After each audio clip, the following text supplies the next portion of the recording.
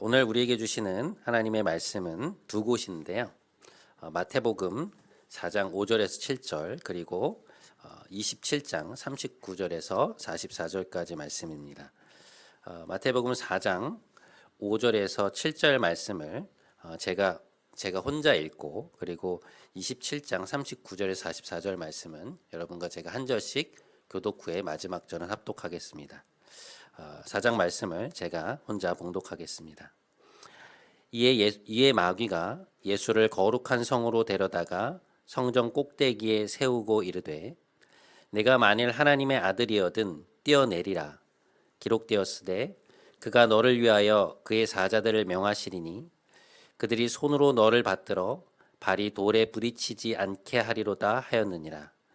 예수께서 이르시되 또 기록되었으되 주 너의 하나님을 시험하지 말라 하였느니라 하시니. 마태복음 27장 39절에서 44절까지 말씀 한 절씩 교독 후에 마지막 절 합독하도록 하겠습니다. 지나가는 자들은 자기 머리를 흔들며 예수를 모욕하여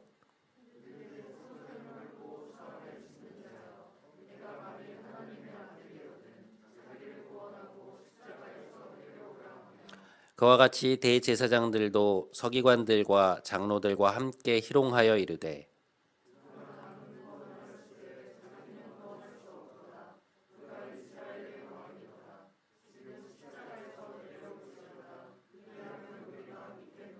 그가 하나님을 신뢰하니 하나님이 원하시면 이제 그를 구원하실지라. 그의 말이 나는 하나님의 아들이라 하였도다 하며 함께 십자가에 못 박힌 강도들도 이와 같이 욕하더라. 이것은 하나님의 말씀입니다.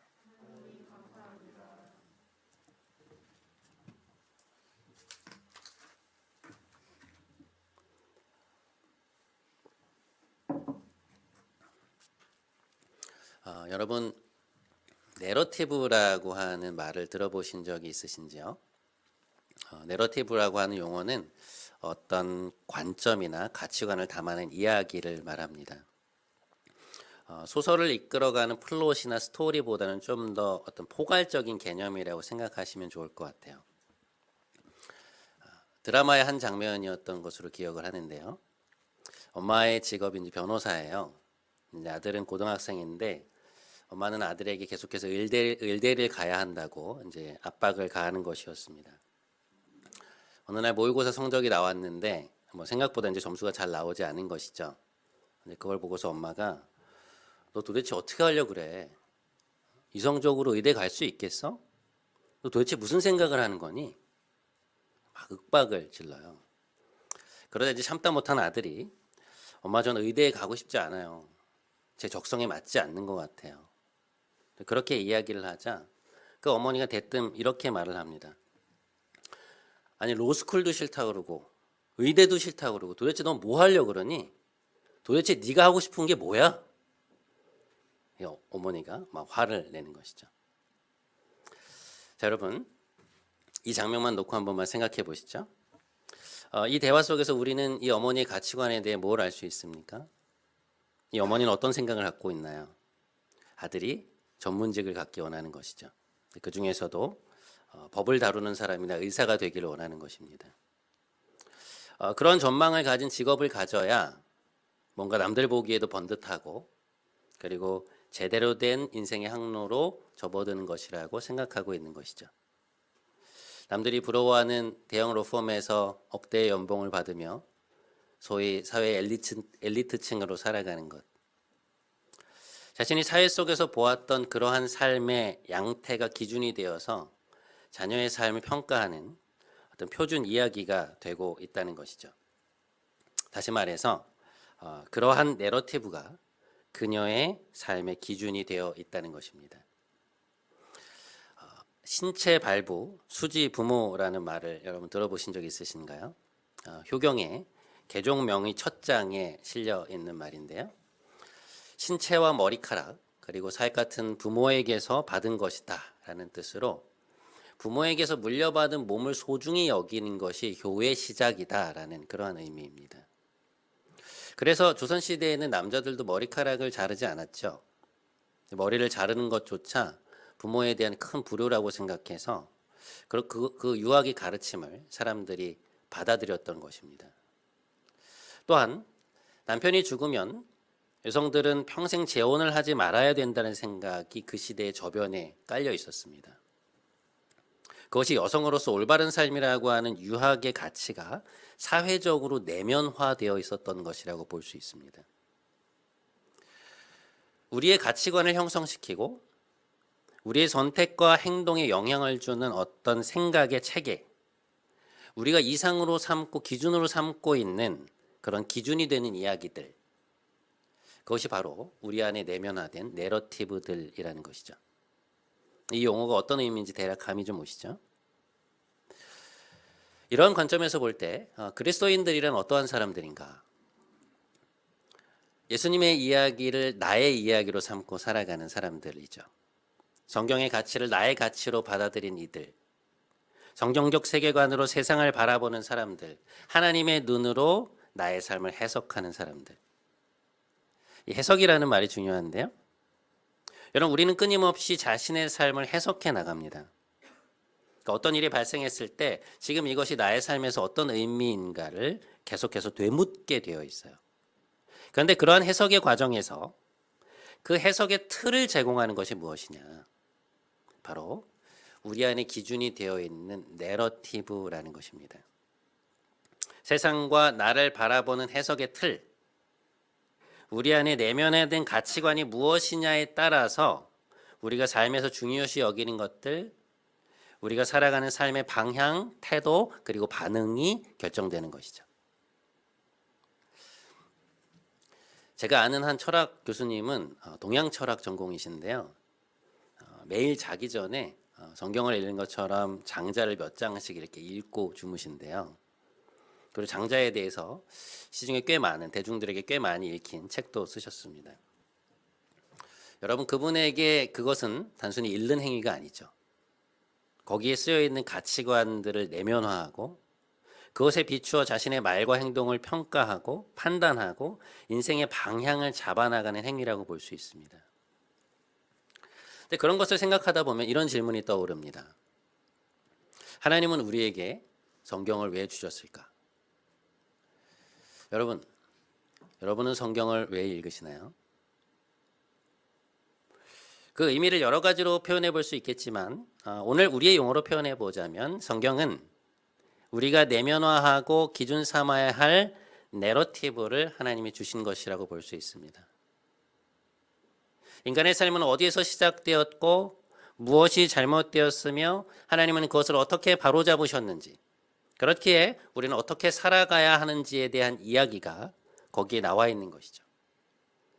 하나님의 창조로부터 시작해서 죄의 발원, 하나님으로부터 멀어진 인간의 삶, 그들을 구원하고자 하신 하나님의 계획, 인내, 부르심, 그것을 이루기 위하여 우리와 함께 하셨던 수많은 이야기들이 성경에 등장하고 있습니다.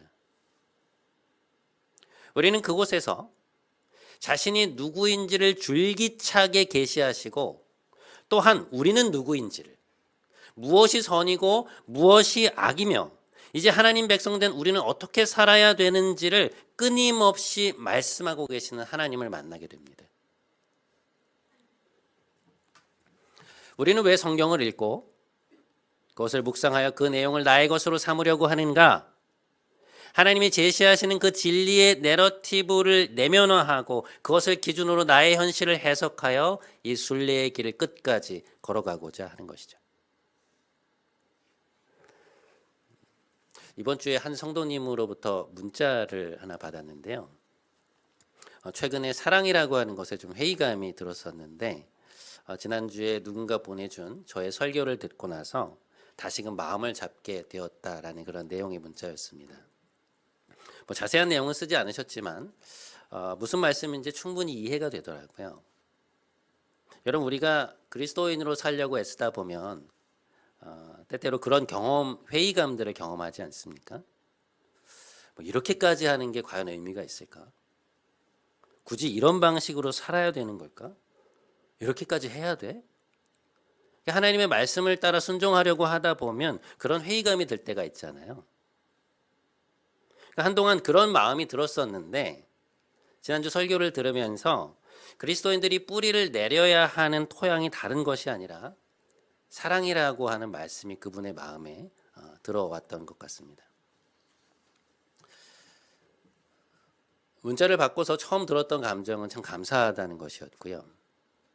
하나님이 하나님 백성에게 또다시 저를 통해서 말씀하셨구나라는 생각이 굉장히 감사했고, 이윽고 찾아왔던 또 한 가지 생각은 뭐였냐면 우리가 그리스도인으로 살면서 흔들리게 되는 이유에 대한 것이었습니다. 조금 전에도 말씀드린 바 있지만 여러분, 우리가 신앙의 길을 가다가 자주 흔들리게 되잖아요. 여러분도 그렇고 목회자인 저도 마찬가지 아니겠습니까? 근데 삶을 살다 보면 어떤 일 때문에 실망하기도 하고 낙심하기도 하고, 하나님 왜 나에게 이런 상황을 허락하시는 걸까? 왜 돕지 않으시는 걸까? 어서 그런 것 때문에 시험에 빠지기도 하죠. 그러니까 하나님을 믿으면서 내가 기대했던 바와 지금 내가 경험하고 있는 현실이 다를 때 우리는 실망을 하게 되고 때로는 회의감에 빠지게 됩니다. 그러니까 하나님이 함께 하신다고 하면 당연히 일어나야 한다고 생각하는 나의 기준들, 즉 내 안에 자리 잡고 있는 이 내러티브와 우리가 경험하고 있는 현실 간의 괴리가 생길 때 그 불일치로 인한 내적인 괴로움들이 우리 안에 있는 것이죠. 출애굽기 17장에 보면 이스라엘 백성이 광야를 지나다가 불평을 하는 장면이 나옵니다. 신광야의 오아시스에서 아주 풍족한 시간을 보내던 그들은 하나님의 명령을 따라서 이제 그곳을 출발해서 르비딤이라는 곳에 이르렀는데 물이 떨어진 거예요. 지금 진중에 물이 부족한 상황인데 이들이 도착하는 곳은 물을 충분히 구할 수 있는 곳이 아니었던 것입니다. 그러자 그들이 어떤 반응을 보이냐면 막 화를 내요.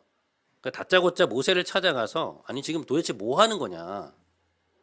물이 이렇게 부족한데 왜 물을 주지 않습니까? 아니 지금 우리를 광야에서 죽게 하려는 겁니까? 막 분노를 폭발시킵니다. 여러분, 이스라엘 백성들이요, 단순히 힘들기 때문에 불평을 한 게 아닙니다. 하나님이 함께 하신다면 그 신광야에서 경험했던 그 오아시스의 풍요로움이 계속되어야 한다는 기준이 그들의 마음에 있는데 맞닥뜨린 현실이 그렇지 못하니까 그 괴리감에 화가 난 것이죠. 하나님이 함께 하신다면 이렇게 되어야 하는데 왜 이런 일이 일어나고 있냐는 거예요. 뭔가 잘못된 것 아닌가? 그런 생각이 그들의 내면을 지배하고 있었던 것이죠. 그들이 가지고 있었던 하나님 백성의 삶에 대한 내러티브와 그들이 현실에서 경험하는 삶에 간극이 생긴 것이죠. 그런데 이것으로는 그들의 현실이 해석이 안 되는 거예요.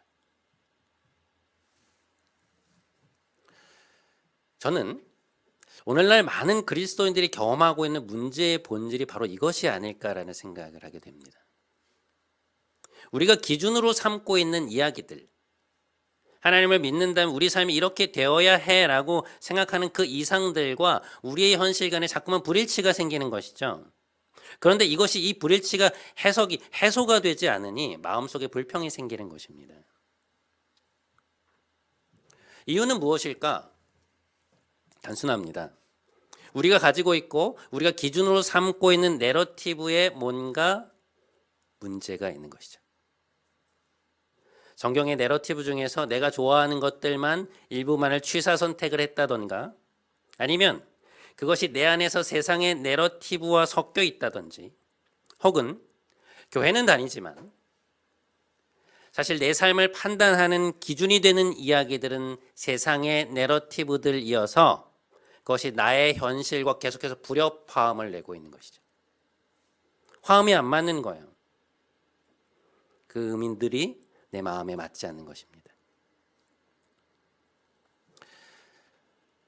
이런 상황 속에서 제가 오늘 여러분과 함께 생각해 보고자 하는 성경의 이야기는 예수님의 순환기사와 예수님의 시험기사와 순환기사입니다. 마태복음 4장에는 예수님이 40일을 금식하시고 마귀에게 시험을 받으시는 장면이 나오는데요. 우리가 주목해 보려고 하는 것은 그 중에 두 번째 시험이에요. 자, 이 시험에서 마귀는 예수님을 성전의 꼭대기로 데리고 가서 다음과 같은 말을 합니다. 이에 마귀가 예수를 성전 꼭대기에 세우고 이르되 내가 만일 하나님의 아들이여든 뛰어내리라. 기록되었으되 그가 너를 위하여 그의 사자들을 명하시리니 그들이 손으로 너를 받들어 발이 돌에 부딪히지 않게 하리로다 하였느니라. 이곳에서 마귀는 대단히 흥미롭게도 구약의 말씀을 하나 인용합니다. 시편 91편 11절과 12절 말씀인데요. 굉장히 디테일하게 인용을 해요. 마귀도 성경을 읽는 것 같습니다. 암송하고 있었던 게 아닌가 싶어요. 마귀가 인용한 이 말씀의 앞뒤 맥락을 살펴보면 위기의 순간에 하나님께서 자기의 백성을 지켜주신다, 그런 말씀의 요지예요. 자, 그런데 이 두 번째 시험의 바로 앞에서 마귀는 예수님께 돌로 떡을 만들어 먹으라는 시험을 하거든요. 근데 그것이 왜 시험인가 하니, 예수님이 여러분 40일을 금식하셨잖아요. 그러면 배가 엄청 고프셨을 거 아니에요. 근데 마귀가 와서 뭐라고 하는 것이냐면, 아니 네가 이렇게 금식을 마치고 배고픈 상황인 것을 하나님 아시는데 왜 아무런 조치도 취하지 않고 계시느냐는 거예요. 그러니까 하나님이 너의 피로를 아신다고 하는데 이제 금식을 마치면 배고플 텐데 미리 음식을 좀 준비해 주셔야지 왜 이런 결핍의 상황 속에서 아무것도 해주시질 않느냐, 뭐 잘못된 거 아니냐, 이렇게 부추기고 있는 것입니다. 굉장히 교묘하죠. 그때 예수님이 거기에 대해서 어떤 답변을 하시냐면, 하나님이 지금 당장 내 필요를 채워주지 않는다고 해서 나를 책임지시는 하나님의 신실하심이 변한 것이 아니다. 당장 눈에 보이지 않지만 나는 하나님의 신실하심을 믿는다, 그런 요지의 답변을 하세요. 자, 그 얘기를 듣고 나서 마귀가 지금 이 두 번째 시험의 이야기를 던지는 것입니다. 마귀는 하나님이 자신의 백성을 지키실 것이라는 이 구약의 말씀을 인용하면서 예수님에게 뭐라고 말하냐면, 그러니 성전의 꼭대기에서 뛰어내려 보라고 말합니다. 하나님이 신실하시다고 하는데 그럼 하나님이 실제로 너를 돌보고 계시는지 안 계시는지 한번 보자는 거예요.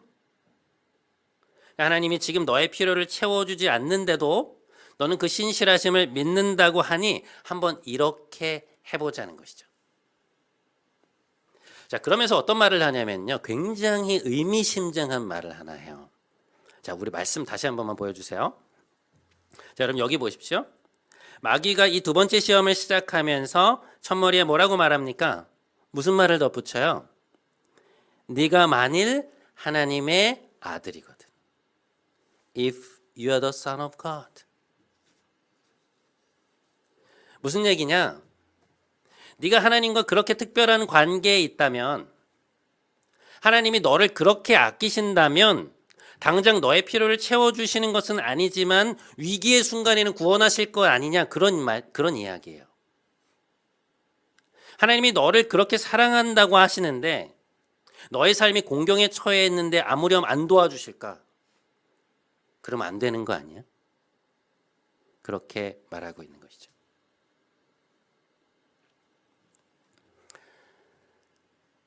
(20세기) 영국의 기독교 변증가 중 최고의 기독교 변증가 중 한 명으로 불렸던 C.S. 로이스는 평생을 독신으로 살다가 50대 후반에 조이 데이빗먼이라고 하는 유대계 미국인 여성을 만나게 됩니다. 이미 로이스는 옥스퍼드 대학의 영문학 교수로서 그리고 세계적인 기독교 작가로서 명성을 날리고 있던 때였는데요. 이 조이라는 여인이 암에 걸린 걸 알면서도 거의 가망성이 없는 상황에서 결혼을 감행하게 됩니다. 얼마 남지 않은 삶이라도 함께하겠다는 어떤 사랑의 표현이었던 것이죠.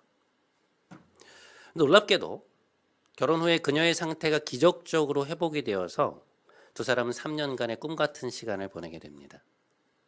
그런데 3년 뒤에 그녀의 암이 재발이 되어서 그는 그토록 사랑했던 아내 조이를 떠나보내게 되죠. 이후로 그는 몇 개월 동안 굉장히 심한 영적인 침체에 빠지게 되는데요. 당시 하나님께 대한 그 회의와 배신의 감정들을 아주 적나라하게 써내려간 글이 헤아려 본 슬픔이라고 하는 그의 인생의 후반부에 출판된 책입니다. 인간의 작은 바람조차도 외면하시는 분. 번성할 때는 마치 사령관처럼 구시다가 환란의 시기가 찾아올 때는 그토록 인색하게 구시는 분. 자신이 바랐던 그 어떤 위로도 그 어떤 응답도 하지 않으시고 자신의 앞에서 문을 쾅 하고 닫아버리시는 분. 그는 아내의 죽음 이후에 한동안 끊임없이 하나님께 불평과 원망을 쏟아내게 됩니다. 아내를 데려가신 그 처사를 이해할 수가 없었던 것이죠. 존 클레이폴이라고 하는 미국의 유명한 목회자가 계십니다. 이분에게 딸이 한 명 있었는데요. 로라라고 하는 이 딸이 8살쯤 되었을 때 어느 날부터인가 아프기 시작한 거예요. 몇 주 동안 몸이 낫질 않아서 큰 병원에 가보니까 급성 임파선 백혈병이라고 하는 진단을 받았습니다. 아주 보기 드문 희귀병이었어요. 그 뒤로 2년여간 의료진들의 온갖 수고와 수많은 이들의 기도가 있었음에도 불구하고 그의 딸은 2년이 채 못 되어서 그의 곁을 떠나게 되었습니다. 그는 자신의 책에서 딸의 투병 과정에서 겪었던 그 고통과 자녀를 잃은 이후에 느꼈던 깊은 슬픔에 대해서 쓰고 있어요. 네가 만일 하나님의 아들이거든. 네가 만일 하나님을 사랑하고 섬기는 사람이라면, 네가 만일 하나님의 딸이라면 하나님 너 구해주셔야 되는 거 아니야? 천사들을 보내서 발이 돌에 부딪히지 않도록 붙잡아 주셔야 되는 거 아니야? 재앙이 너에게 가까이 오지 못하도록 막아주셔야 되는 것 아니야? 너의 필요가 이렇게 뻔히 보이는데 채워주셔야 되는 거 아니야? 그런데 왜 채워주시지 않지? 왜 응답하시지 않지? 뭐가 잘못된 거 아니야? 마귀는 그렇게 묻고 있는 것이죠. 그리고 이러한 질문이야말로 때때로 우리의 내면 속에서 불쑥 올라와서 우리를 괴롭히는 질문들이죠. 하나님은 나를 사랑하신다고 하는데 지금 나의 현실은 왜 이러할까? 하나님은 왜 빨리 나를 돕지 않으시는 것일까? 해석의 딜레마에 빠지게 되는 것입니다.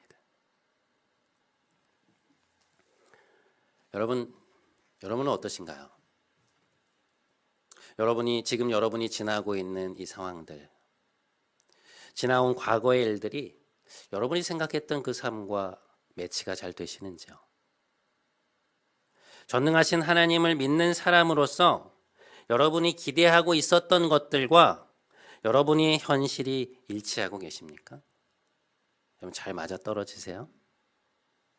혹시 그 불일치 때문에 자꾸만 실망하게 되고 더 이상 하나님께 더 나아가려고 하지 않고 계신 것은 아닌지요? 마귀의 그러한 질문에 대해서 주님은 오늘 무엇이라고 답변을 하시는가? 우리가 이 말씀을 좀 깊이 살펴볼 필요가 있다는 생각이 드는데요. 주님은 이렇게 말씀하십니다. 예수께서 이르시되 또 기록되었으되 주 너의 하나님을 시험하지 말라 하였느니라 하시니.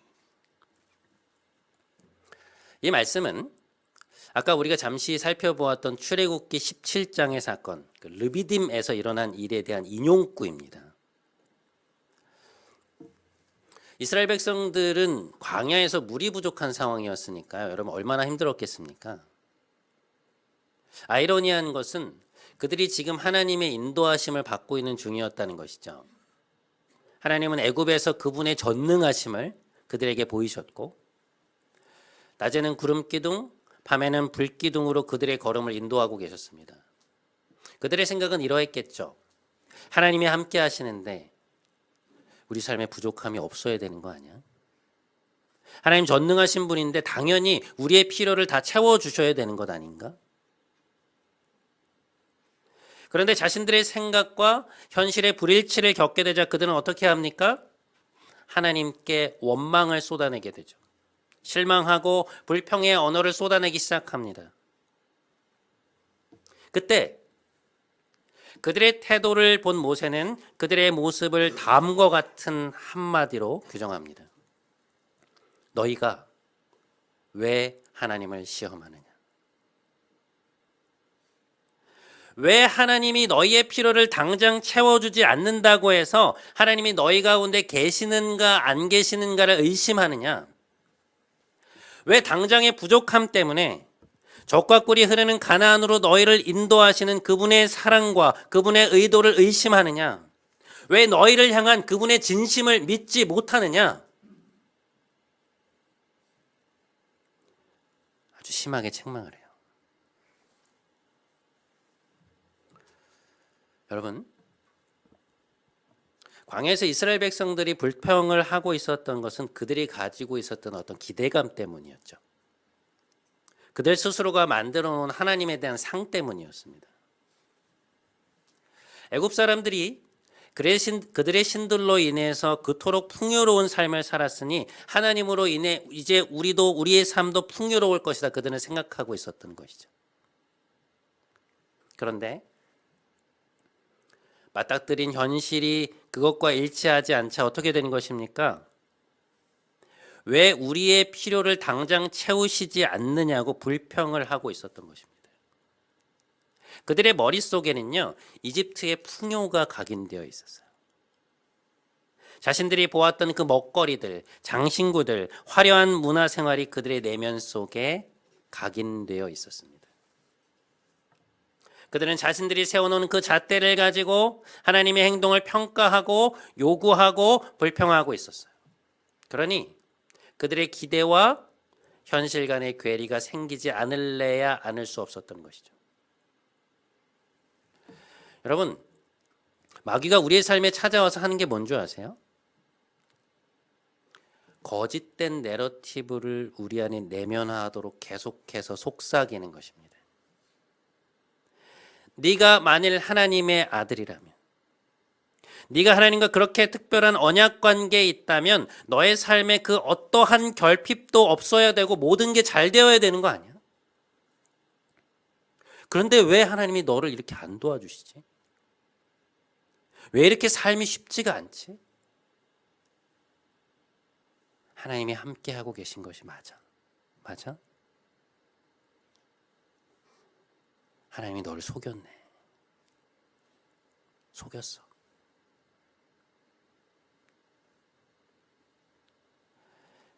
하나님 상을 계속해서 왜곡시키고 있는 것입니다. 그런데 여러분, 성경의 내러티브를 잘 보세요. 그 어디에 하나님이 우리를 사랑하시기에 우리 삶에 그 어떤 부족함도 생기지 않는다고 말합니까? 그 어디에 그리스도인으로 살면 그 어떤 고난도 겪지 않는다고 나오나요? 그것은 예수님의 순환기사만 살펴보아도 잘 알 수 있죠. 마태복음 27장에 보면 예수님은 지금 십자가에 매달려 계십니다. 지나가는 자들이 예수님을 모욕하여 말합니다. 성전을 헐고 사흘에 짓는 자여, 네가 만일 하나님의 아들이거든 자기를 구원하고 십자가에서 내려와라. 대제사장들도 서기관들과 장로들과 함께 예수님을 희롱하며 말합니다. 십자가에서 내려올지어다. 그러면 우리가 믿겠노라. 너는 하나님의 아들이라고 말하지 않았느냐? 그가 하나님을 신뢰하니 하나님이 이제 그를 구원하실 거야. 여러분, 지금 유대인들의 조롱이 보이세요? 그들이 뭐라고 말합니까? 네가 만일 하나님의 아들이거든. 네가 만일 그리스도인이라면, 네가 만일 하나님의 자녀라면, 매주 예배를 드리고 네가 하나님께 기도를 드리고 있다면 이런 상황에서 하나님 너 구원하셔야 되는 거 아니야? 하나님이 너의 필요를 채워주셔야 되는 거 아니야? 사람들 앞에서 너 높여주셔야 되는 거 아니야?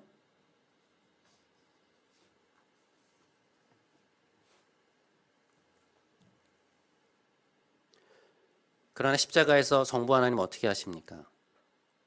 예수님이 십자가를 모면하게 하지 않으세요. 예수님 역시 십자가에서 내려오지 않으십니다. 끝까지 매달려 계세요. 성부 하나님께 자신의 모든 것을 맡기고 그분을 신뢰하며 조롱과 비난 속에서 죽음에 이르십니다. 비참해요. 안타깝습니다. 하지만 여러분, 우리는 알죠. 성경은 그 죽음이 끝이라고 말합니까? 현재 우리의 고난이 절망의 막다른 골목이라고 말하나요? 그렇지 않죠. 성경은 하나님이 그 죽음의 방식으로 우리를 구원하고 계셨고 그 죽음 속에서 우리를 사로잡고 있던 악에 대한 승리를 선포하고 계셨으며 3일 뒤에 죽음의 권세를 깨뜨리고 부활의 능력으로 생명의 능력으로 세상에 하나님 나라의 주권을 선포하셨다는 것을 우리는 알고 있습니다. 죽음을 통해 온 인류의 죄를 사하시고 생명을 주신 그 승리의 이야기. 그것이 성경을 관통하는 진짜 내러티브라는 것을 우리는 알고 있죠. 사랑하는 여러분, 지금 여러분 안에 있는 내러티브는 어떤 내러티브인가요? 여러분이 기준 삼고 있는 이야기가 정말 성경의 이야기가 맞습니까? 혹시 그것 세상이 말하는 성공과 풍요의 이야기 아닌가요? 우리 스스로가 세워놓은 기준과 우리 스스로가 만들어 놓은 하나님상 아닙니까? 아내를 잃고 방황 속에 있었던 C.S. 루이스는 자신의 책의 말미에서 자신이 하나님께 그토록 큰 배신감을 느꼈던 많은 이유들 중에 큰 이유 중에 하나가 하나님이 주시려는 곳에는 아랑곳 않고 자신이 미리 세워놓은 어떤 기대와 상상을 고집했기 때문은 아닐까라는 그런 질문을 던지고 있습니다. 그런 생각이 든 거예요. 하나님보다 한참을 앞서가서는 언제 무너질지 모르는 카드로 근사한 집을 지어놓고서 그렇게 있다가 그것이 무너지고 나니 왜 그걸 지켜주지 않았냐면 하나님께 화를 내고 분노하고 혼자서 불평을 늘어놓고 있었던 것은 아닌가, 그런 생각이 든 것입니다. 그래서 그는 자신이 세워놓았던 모든 결론을 내려놓고 자기 자신의 기준과 기대와 상상을 내려놓고 하나님 앞에 다시 서기로 결심합니다. 그러자 놀랍게도 그는 하나님이 이 일의 과정 속에서 줄곧 그의 곁에 계셨으며 실제로 그는 생각지도 못했던 수많은 위안과 위로를 베풀고 계셨음을 그제서야 알게 되었다고 고백하고 있어요. 근데 그 위안의 방식이 자신이 생각했던 것과는 너무나 달랐기 때문에 그분의 위로와 임재를 알아보지 못했다는 것이죠. 그러나 그것이 실제하고 있었다는 거예요. 슬픔이라는 거대한 절망 속에서 시작되었던 그 책은 그렇게 새로운 희망의 빛을 바라보면서 끝을 맺고 있습니다. 그리고 그 이후에 그의 삶이 그가 본 것이 진짜 빛이었음을 증명하고 있죠. 사랑하는 여러분, 오늘 이 시간 우리 안에 있는 하나님을 앞선 우리의 기대들, 상상들, 우리 안에 내면화된 왜곡된 내러티브들을 점검하는 시간이 되기 원합니다. 우리가 하나님의 자녀라는 말은, 우리가 하나님의 아들이요 하나님의 딸이라는 말은 하나님이 우리 삶에 그 어떤 부족함도 느낄 그 어떠한 틈도 허용하시지 않는다는 말이 아니라 하나님이야말로 우리 삶의 영원한 주인이시며 우리의 삶에서 죽음처럼 보이는 현재의 순간들 너머에 부활의 영광이 남아있음을 알려주고 있는 말입니다. 부디 우리 2월의 첫 주를 시작하면서 십자가를 통과하여 부활에 이르는 예수님의 삶이, 예수님의 이야기가, 그분의 내러티브가 우리의 내러티브가 되고 그 이야기가 진정 우리의 이야기가 되기를, 그것을 온전히 내면화하여 살아가는 여러분 모두가 되시기를 주님의 이름으로 간절히 축원드립니다.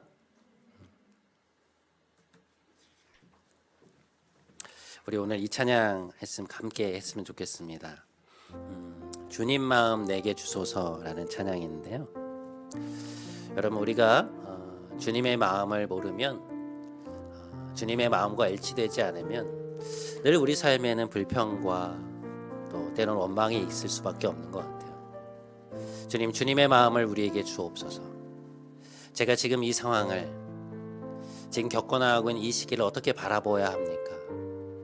주님의 눈을 저에게 주옵소서. 우리 그 마음 가지고 함께 찬양했으면 좋겠습니다. 보소서 주님 나의 마음을, 선한 것 하나 없습니다.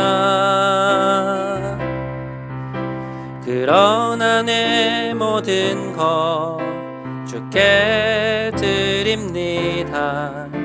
사랑으로 안으시고 날 새롭게 보소서 주님, 보소서 주님 나의 마음을,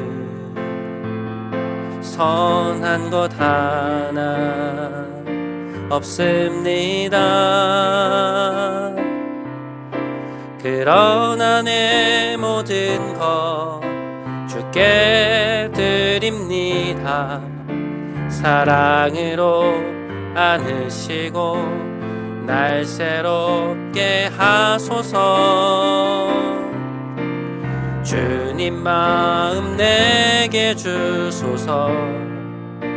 내 아버지 주님 마음 내게 주소서. 나를 향하신 주님의 뜻이 이루어지도록 주님 마음 내게 주소서. 주님 마음 내게 주소서. 주님 마음 내게 주소서. 내 아버지 주님 마음 내게 주소서. 나를 향하신 주님의 뜻이 이루어지도록 주님 마음 내게 주소서. 사랑하는 여러분, 우리 삶에는 이해할 수 없는 일들이 참 많죠. 때로 하나님이 우리에게 응답하시지 않는 것 같은 때들이 있고, 현실의 상황이 나아지지 않는 경우들이 있습니다. 우리는 끊임없이 하나님은 하나님이신데, 우리는 하나님의 자녀인데 왜 빨리 구원하시지 않느냐고 말합니다. 우리의 삶에 어려움이 찾아오면 안 되는 거 아니냐고, 우리 삶에 부족함이 있으면 안 되는 것 아니냐고, 조금의 불편함만 생기면 하나님께 불평할 때가 많죠. 하지만 여러분, 정말 하나님이 우리를 돕고 계시지 않는 것입니까? 그토록 우리 삶에 수없이 임재하셨던 하나님이 지금은 우리와 함께 하고 계시지 않은 것인가요? 우리를 떠나버리신 것입니까? 우리 시간에 함께 기도하기 원합니다. 하나님보다 앞서간 우리의 기대와 상상들, 저 스스로가 만들어 놓고 세워놓았던 그 집들을 내려놓기 원합니다. 우리의 기대라고 하는 자의적인 렌즈를 닦아내고 하나님 앞에 다시금 서기 원하오니 우리에게 진실을 보여주옵소서. 우리 이 기도 제목 가지고 함께 하나님 앞에 기도하며 나아가도록 하겠습니다. 함께 기도하겠습니다.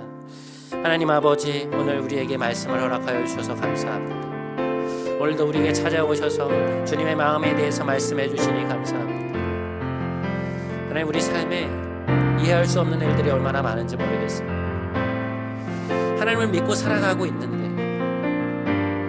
하나님 앞에 나와 기도하고 있고 하나님을 붙들고 있고 하나님을 의지하며 살아가고 있는데 왜 이렇게 우리 삶에 부족함이 많고 왜 이렇게 우리 삶이 술술 풀리지 않는 것 같고 때로 장애물이 있는 것 같고 뭔가 하나님의 도움이 더뎌 오는 것 같이 보이는지 모르겠습니다. 주님, 왜 우리 삶에 이렇게 자꾸만 불편함이 생기고 어려움이 생기고 넘어가야 하는 장애물들이 생기는지 모르겠습니다.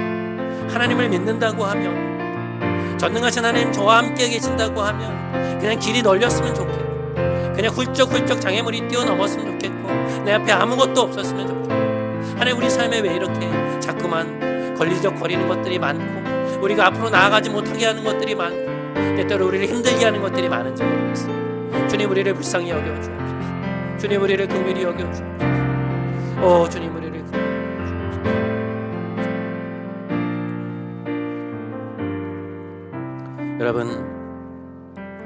여러분 안에 내면화되어 있는 내러티브는 어떤 것인가요?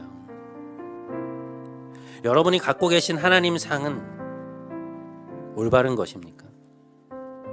혹시 우리 안에 있는 것들이 우리 스스로가 만들어낸 자의적인 것들은 아닌지, 혹은 실제로 나의 삶의 기준이 되고 있는 이야기들은 사실은 하나님의 이야기가 아니라 세상의 이야기들은 아닌지, 세상의 내러티브는 아닌지, 우리 이 시간 함께 돌아보기 원합니다.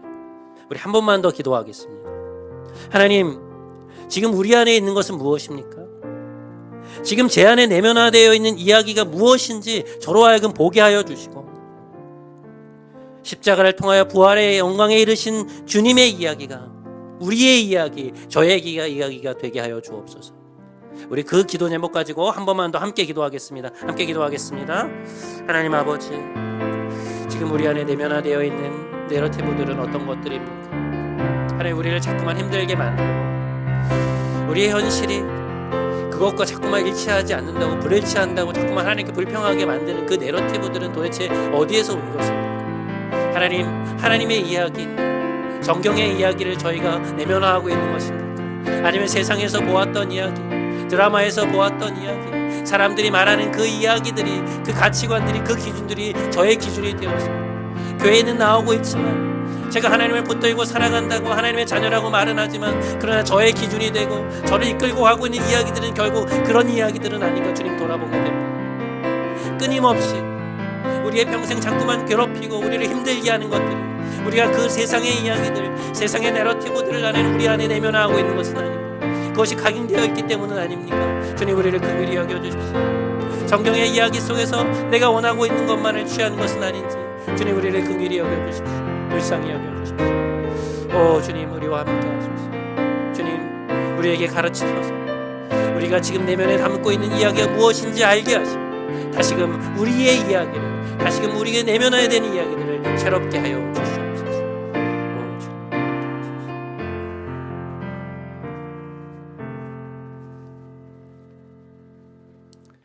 사랑이 많으신 하나님, 하나님의 자녀라고 말하면서도 실상 우리 내면에 담고 있는 이야기가 세상의 것들은 아닌지, 세상의 가치와 세상의 내러티브를 우리 안에 내면화하고 있는 것은 아닌지 때론 두렵고 때론 염려가 됩니다. 저희가 내면화하고 있는 내러티브가 정말 성경에 그것이 맞는지요? 하나님, 우리를 긍휼히 여겨주십시오. 다시금 성경으로 돌아가기 원합니다. 조롱과 비난 속에서도 끝까지 십자가에 매달려 계셨던 주님, 죽음 속에서 악에 대한 승리를 선포하신 주님, 부활의 영광으로 우리에게 다가오시는 주님, 주님의 이야기가 오늘 우리의 이야기가 되게 하시고 우리가 하나님보다 앞서가서 우리 스스로 만들어 놓은 집을 짓고 그것을 세워달라, 그것이 무너지지 않게 지켜달라 때를 쓰지 않도록 인도해 주옵소서. 오직 하나님만이 우리의 영원한 아버지이십니다. 오늘도 하나님을 의지하여 시험을 이기는 삶을 살게 하여 주옵소서. 주 예수님의 이름으로 간절히 기도드립니다. 아멘. 우리 다 함께 자리에서 일어나셔서 마지막 파송의 찬양하심으로 오늘 예배 마치겠습니다.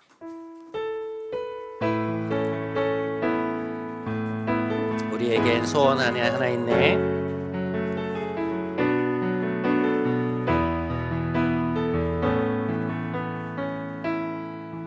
우리에겐 소원이 하나 있네.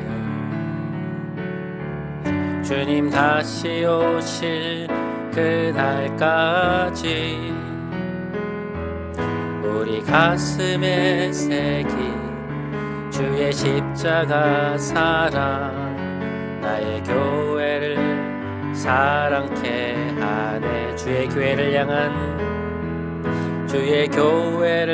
향한 우리 마음, 희생과 포기와 가난과 고난, 하물며 죽음조차 우릴 막을 수 없네. 우리 교회는 이 땅의 희망. 교회를 교회되게, 교회를 교회되게, 예배를 예배되게 우릴 사용하소서. 진정한 부흥의 날 오늘 임하도록 우릴 사용하소서. 교회를 교회되게, 교회를 교회되게, 예배를 예배되게 우릴 사용하소서. 진정한 부흥의 날 오늘 임하도록 우릴 사용하소서.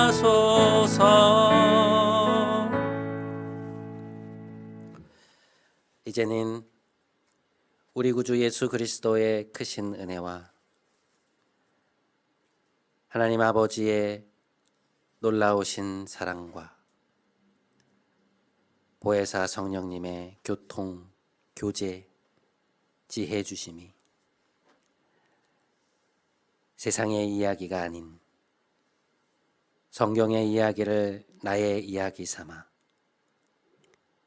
그 진실되고 풍부한 내러티브 속에서 마음껏 숨쉬며 살아가기를 원하는 함께 예배드린 사랑하는 모든 성도들의 머리 위에 이들의 삶, 이들의 가정, 이들의 일터와 캠퍼스 위에 이제부터 영원토록 함께 하시기를 간절히 축원하옵나이다.